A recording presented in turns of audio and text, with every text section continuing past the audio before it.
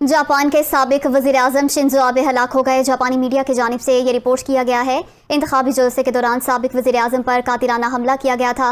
उनको सीने में गोली मारी गई थी और जख्मी हालत में उनको अस्पताल मुंतकिल किया गया था। शिंजो आबे जो हैं उन्हें गोली मार कर दिन दिहाड़े रैली में कत्ल कर दिया गया।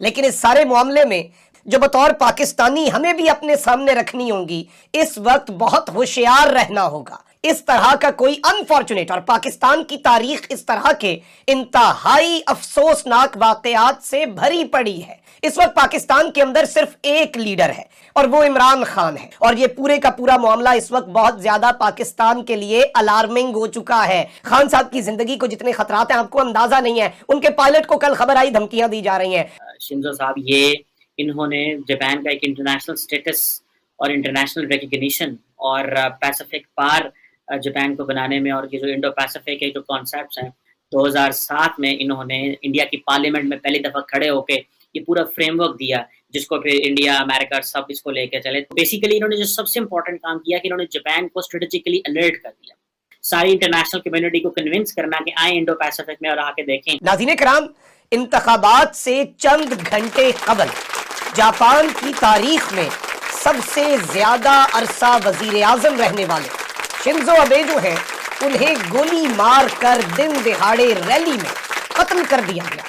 लेकिन इस सारे मामले में बहुत सी चीजें हैं जो बतौर पाकिस्तानी हमें भी अपने सामने रखनी होंगी, और बहुत से मामलात के अंदर इस वक्त बहुत होशियार रहना होगा। इस तरह का कोई अनफॉर्चुनेट, और पाकिस्तान की तारीख इस तरह के इंतहाई अफसोसनाक वाकयात से भरी पड़ी है। हमारे तीन, आप कह लें कि टॉप के लीडर्स को इसी तरह रास्ते से हटा दिया गया और आज के दिन तक कोई उनकी तहकीकात तक नहीं कर सका। इस वक्त पाकिस्तान के अंदर सिर्फ एक लीडर है। इस वक्त पाकिस्तान के अंदर सिर्फ एक ऐसा शख्स है जो पाकिस्तान की कौम का लीडर कहलाने का हक रखता है, और वो इमरान खान है, जिसे इस वक्त थ्रेट्स भी हैं क्योंकि वो आलमी ताकतों के साथ मत्था लगा चुका है।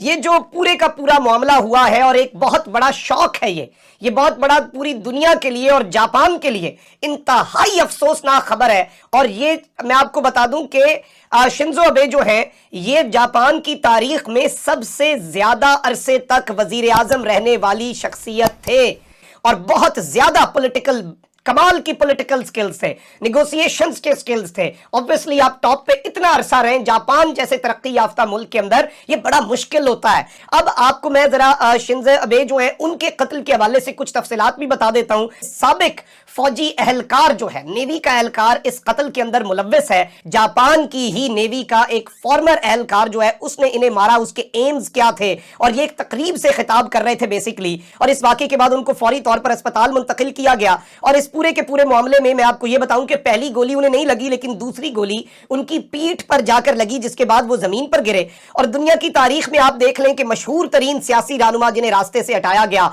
अब्राहम लिंकन थे, महात्मा गांधी को रास्ते से हटा दिया गया, लियाकत अली खान को रास्ते से हटा दिया गया, जॉन एफ कैनेडी को मार दिया गया, ज़ियाउल हक, बेनजीर भुट्टो, इन सब को रास्तों से हटवाया गया। क्यों हटवाया गया? बहुत सी वजूहात थी, कुछ अंदर की, कुछ बाहर की। और इसके बाद फिर पाकिस्तान के हवाले से बात करना बड़ा जरूरी है, इमरान खान की सिक्योरिटी के हवाले से बात करना बड़ा जरूरी है। और ये पूरे का पूरा मामला इस वक्त बहुत ज्यादा पाकिस्तान के लिए अलार्मिंग हो चुका है। खान साहब की जिंदगी को जितने खतरात हैं आपको अंदाजा नहीं है। उनके पायलट को कल खबर आई, धमकियां दी जा रही हैं। पीटीआई को कहना पड़ा कि जी अगर इमरान खान के जहाज को जमीन पर या हवा में कोई नुकसान पहुंचा तो हमें पता है कि नामालूम कौन है, ये सबको मालूम है। यहां तक उन्हें एक्सट्रीम पे जाना पड़ा क्योंकि ये एक बहुत डेलिकेट इशू है। अल्लाह ना करे ऐसा कुछ हो, अल्लाह ना करे पाकिस्तान के अंदर भी वही हालात हो, और जापान के अंदर जिस तरह साबिक वजीर आजम को हटा दिया गया उस मुआशरे के अंदर भी यहां पर बहुत आसान है संगदिल लोगों के लिए इस तरह की चीजें करवाना। एक बड़ा अफसोसनाक वाकया हुआ